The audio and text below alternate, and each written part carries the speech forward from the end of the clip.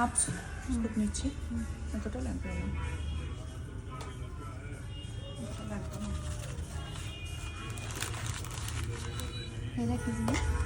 এটা হচ্ছে ব্লন্ডার powder, স্টিক্সের ব্লন্ডার powder নিচ্ছি আমরা।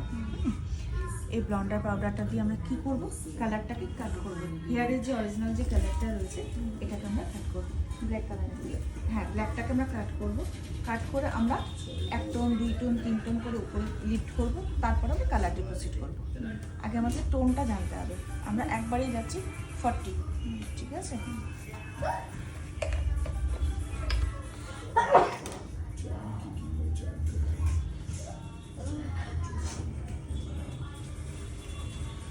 হয়ে গেছে।